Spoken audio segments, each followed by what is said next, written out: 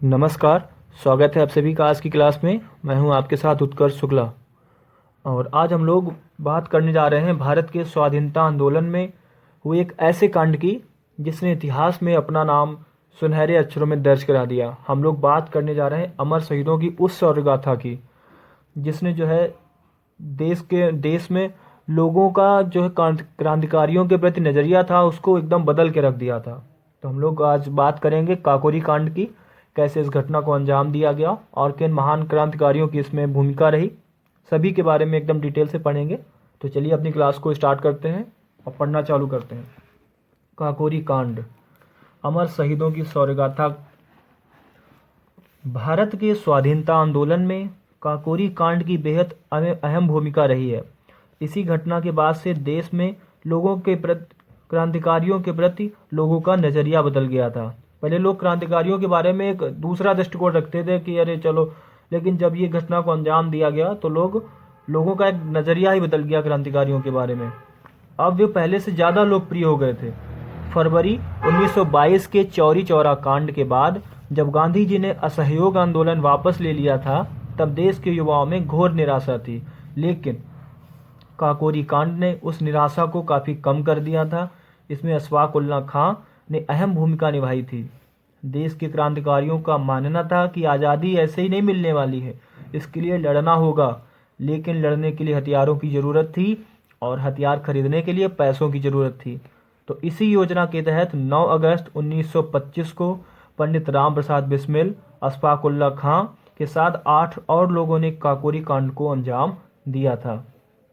क्रांतिकारियों ने Saharanpur Lucknow 8 down passenger को काकोरी में ज़बरदस्ती रुकवाया।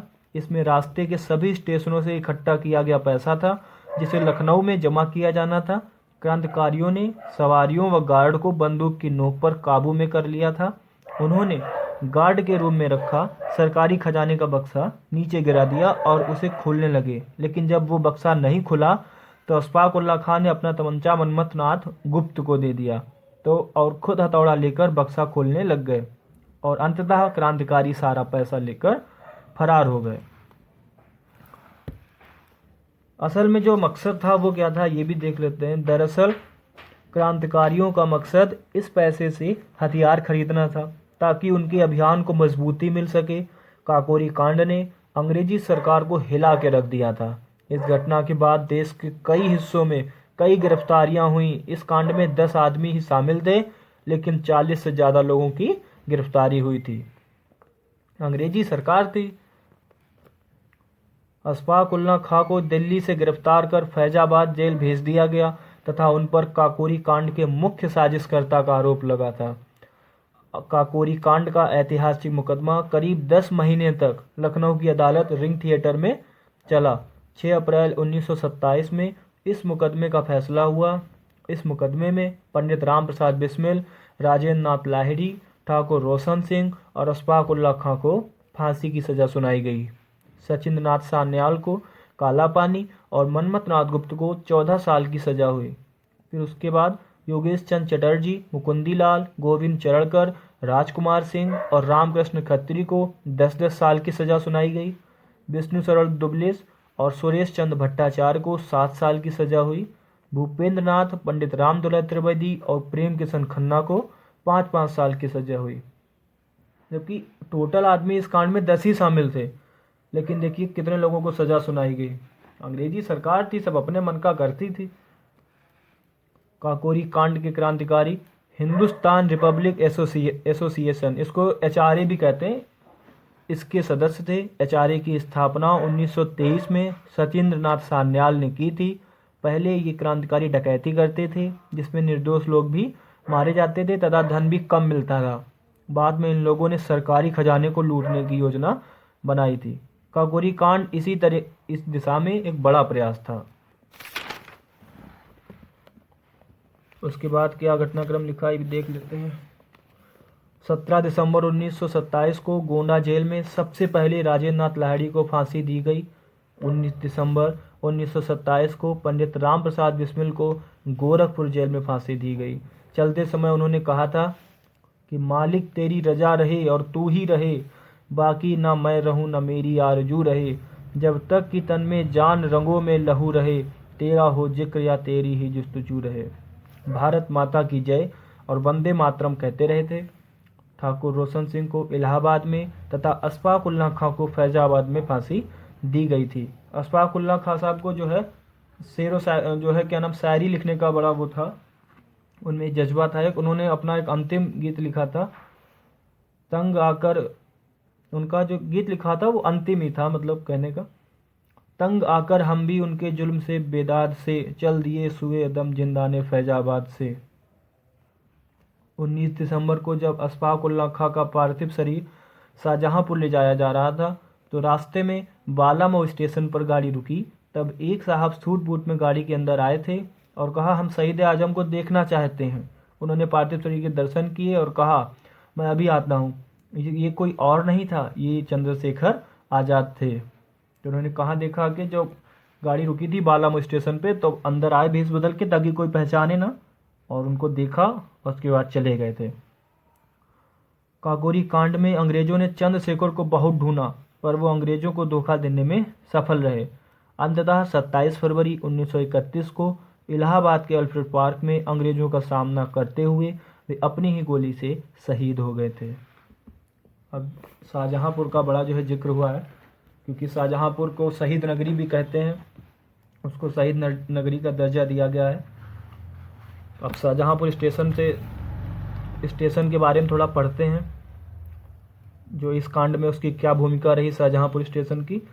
8 अगस्त को राम प्रसाद बिस्मिल के घर पर हुई एक इमरजेंसी मीटिंग में योजना बनी तथा अगले ही दिन 9 अगस्त 1925 को शाहजहांपुर के रेलवे स्टेशन से बिस्मिल के नेतृत्व में कुल 10 लोग, जिनमें शाहजहांपुर से बिस्मिल के अलावा अशफाक उल्लाह खां, मुरारी शर्मा तथा बनवारी लाल, बंगाल से राजेंद्र लाहिड़ी, सचिंद्रनाथ बख्शी तथा केशव चक्रवर्ती, ये उनका छद्म नाम है, बनारस से पंडित चंद्रशेखर आज़ाद तथा मनमथनाथ गुप्त एवं औरैया से मुकुंदी लाल शामिल हुए।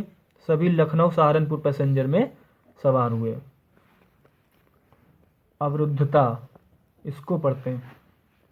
खुफिया प्रमुख खान बहादुर तसदुक हुसैन ने पूरी छानबीन और जांच पड़ताल कर यह बताया कि काकोरी कांड एक सुनियोजित षड्यंत्र है।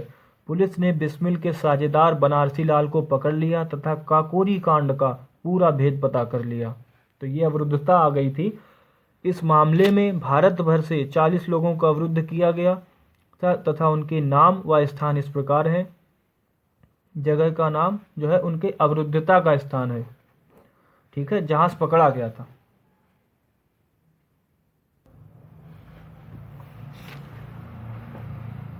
तो ये नीचे पूरी लिस्ट दी गई है, इसमें उन सबके नाम और स्थान लिखे हुए हैं। पहले ये जो है स्थान और नीचे नाम। आगरा से चंद्रधर जौहरी, चंद्रभाल जौहरी। इलाहाबाद से शीतला सहाय, ज्योति शंकर दीक्षित, भूपेन्द्र नाथ सान्याल। उरई से वीरभद्र तिवारी। बनारस से मनमथनाथ गुप्त, दामोदर स्वरूप सेठ, रामनाथ पांडे, देवदत्त भट्टाचार्य, इंद्र विक्रम सिंह, मुकुंदी लाल। बंगाल से सचिंद्रनाथ सान्याल, योगेश चंद्र चटर्जी, सखचंद्र गुहा, राजेंद्र नाथ लाहिड़ी, कालिदास बोस। कानपुर से राम दुलारी त्रिवेदी, गोपी मोहन, राजकुमार सिन्हा, सुरेश चंद्र भट्टाचार्य। हरदोई से भैरव सिंह, जबलपुर से प्रवेश कुमार चटर्जी, एटा से बाबूराम वर्मा, लाहौर से मोहनलाल गौतम, लखनऊ से गोविंद चरणकार, सचिंद्रनाथ विश्वास, लखीमपुर से हरनाम सुंदरलाल, मथुरा से शिवचरण लाल शर्मा। और भी आगे लिखे हुए हैं। मेरठ से विष्णु शरण दुबलेस, पूना से रामकृष्ण खत्री, रायबरेली से बनवारी लाल, सहारनपुर से राम प्रसाद बिस्मिल, शाहजहांपुर से बनारसी लाल, लाला हरगोविंद, प्रेम कृष्ण खन्ना, इंद्रभूषण मित्र, ठाकुर रोशन सिंह, रामदास शुक्ला, मदनलाल, राम रतन शुक्ला। तो ये सब लोग जो है यहाँ से अवरुद्ध किए गए थे। और फरार क्रांतिकारियों में से 2 को पुलिस ने बाद में गिरफ्तार किया था। दिल्ली से अशफाक उल्लाह खां को और भागलपुर से सचिंद्रनाथ बख्शी को। इन दोनों पर अलग से एक पूरक प्रकरण चलाया गया था। कई लोग इसमें गिरफ्तार हुए तथा कई फरार भी हुए तथा बाद में गिरफ्तार हुए। अदालत में मुकदमा चलता रहा, सरकार बनाम राम प्रसाद बिस्मिल व अन्य के नाम से। तो जो मुकदमा चला था इस कांड में वो किस नाम से था, ये इम्पोर्टेंट है, सरकार बनाम राम प्रसाद बिस्मिल व अन्य के। एक ऐतिहासिक प्रक्रिया चला और 5 वर्ष से लेकर फांसी तक की सज़ा सुनाई गई थी। अब एक गीत है, आप सबको जो है पता ही होगा, पहले पढ़ते हैं इसको। काकोरी कांड के सभी अभियुक्त लखनऊ जेल में बंद थे। केस चल रहा था। इसी दौरान बसंत पंचमी का त्यौहार आया तो सभी ने पंडित जी से बसंत पंचमी पर गीत लिखने को कहा। तो अगले दिन गीत तैयार था और पंडित राम प्रसाद बिस्मिल जी ने जो है क्या लिखा, उनकी कविता थी, मेरा रंग दे बसंती चोला, मेरा रंग दे बसंती चोला। तो ये जो गीत है मेरा रंग दे बसंती चोला, इसको लिखा तो इन्होंने था पंडित जी ने, और भगत सिंह जब लाहौर में बंद थे तो उन्होंने इसमें कुछ पंक्तियां और जोड़ दी थी। सरफरोशी की तमन्ना अब हमारे दिल में। अब इस गीत के बारे में बात करते हैं। ये हो गया मेरा रंग दे बसंती चोला, अब है सरफरोशी की तमन्ना अब हमारे दिल में। राम प्रसाद बिस्मिल व अन्य क्रांतिकारी इस गजल को पुलिस लारी से अदालत जाते हुए और मजिस्ट्रेट को चिढ़ाते हुए इसे कोरस के रूप में गाया करते थे। आज़ादी के दौर की जब भी बात होगी तो शहीदों की कतार में इन क्रांतिकारियों का नाम सम्मान से लिया जाएगा। तो ये जो लाइन है ये अपने आप में बहुत ऊर्जा भर देती थी। तो ये काकोरी कांड की घटना पूरी आपको बताई।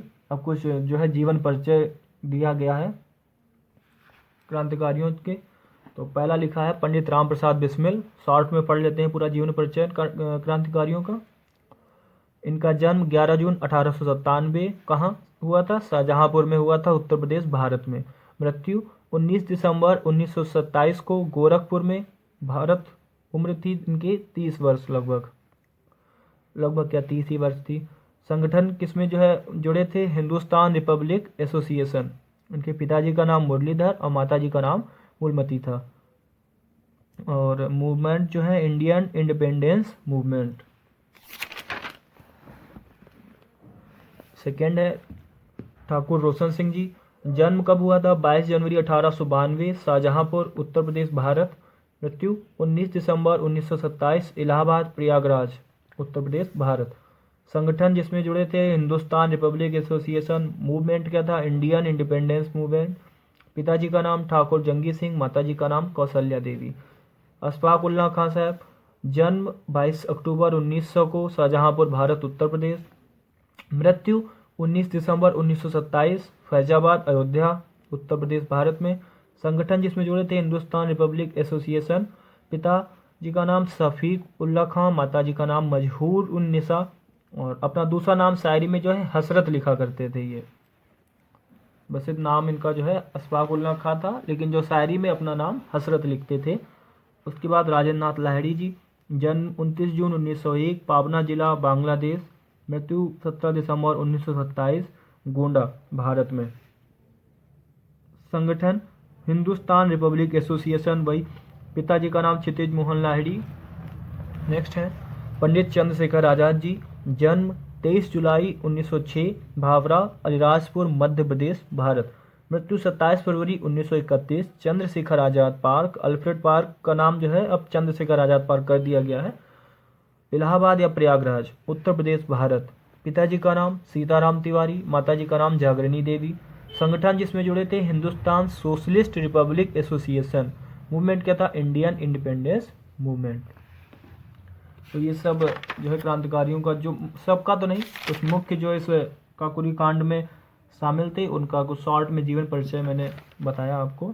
कब जन्म हुआ, कब जो है शहीद हुए, और किस संगठन में जुड़े, माता का क्या नाम, पिताजी का क्या नाम, कहाँ जन्म हुआ, ये सब बात हो गई। अब थोड़ा सा और जो पंडित राम प्रसाद बिस्मिल और अशफाक उल्लाह खां साहब की दोस्ती, ये बहुत जो है बड़ी मिसाल थी उस ज़माने में। इसके बारे में थोड़ा एक पैरा लिखा है, पढ़ लेते हैं, क्योंकि बिना इस दोस्ती की चर्चा किए काकोरी कांड को जो है जानना बेकार होगा। पंडित राम प्रसाद बिस्मिल और अशफाक उल्लाह खां, इनकी दोस्ती के ऊपर ये 2-3 पैराग्राफ लिखे हैं। 1920 में बिस्मिल जी शाहजहांपुर आए थे, जहां अशफाक और राम प्रसाद बिस्मिल की पहली मुलाकात हुई थी। राम प्रसाद बिस्मिल ने 1922 में उनको मातृवेदी पार्टी का सक्रिय सदस्य बना लिया था। अशफाक की राय पर राम प्रसाद बिस्मिल व अशफाक समेत कई लोग कांग्रेस में शामिल हुए। 1921 के कांग्रेस के अहमदाबाद अधिवेशन में बिस्मिल के साथ अशफाक भी शामिल हुए। इसी दौरान उनकी मुलाकात कांग्रेस के बड़े नेता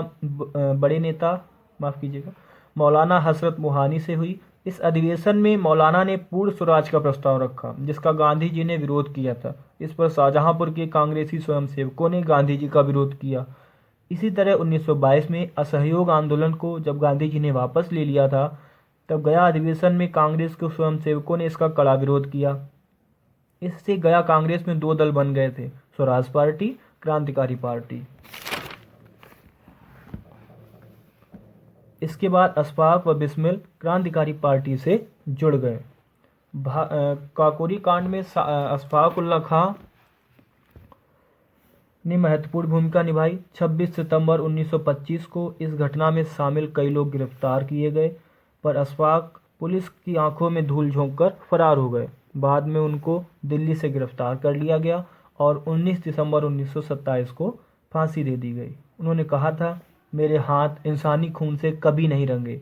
मेरे ऊपर जो इल्ज़ाम लगाया गया है वो गलत है। खुदा के यहाँ मेरा इंसाफ होगा। उनको शाहजहांपुर में दफनाया गया था तथा उनकी कब्र पर उनकी ही लिखी ये पंक्तियाँ लिखवा दी गई थीं। जिंदगी वादे फना, तुझको मिलेगी हसरत, तेरा जीना तेरे मरने की बदौलत होगा। अशफाक के बड़े भाई रियासतुल्लाह व बिस्मिल सहपाठी थे। अशफाक की शायरी से बिस्मिल प्रभावित होकर 1920 में उनसे मिलने आए। उन दोनों की दोस्ती अंत तक बनी रही। अंग्रेजों ने उन दोनों की दोस्ती तोड़ने के हर संभव कोशिश की। अशफाक को सरकारी गवाह बनने का दबाव डाला गया, पर दोनों के बीच दरार डालने की अंग्रेजों की हर कोशिश नाकाम हुई। बिस्मिल जब गोरखपुर जेल में थे तो उन्होंने 2 दिन में अपनी पूरी आत्मकथा 200 पन्ने में लिख दी थी, और इसमें उन्होंने बिस्मिल जी ने अपने दोस्त अशफाक के बारे में खूब लिखा था। दोनों को एक ही दिन अलग अलग जगह फांसी दी गई। दोनों एक साथ इस जहां से गए और अपनी दोस्ती भी लेते गए। साथ ही छोड़ गए एक विरासत जिसे याद कर कोई भी गर्व से भर जाता है। भारत माता की जय। हम सब लोग ऐसे वीर सपूतों को कोटि कोटि नमन करते हैं, शत शत नमन करते हैं। भारत माता की जय। जय हिंद, जय भारत। आशा करता हूँ आज की क्लास आपके लिए लाभदायक रही होगी, और ऐसे ही अन्य विषयों पर डिस्कशन करने के लिए हमारे साथ सदैव जुड़े रहिएगा। तब तक के लिए अपना व अपनों का ख्याल रखें। नमस्कार, धन्यवाद।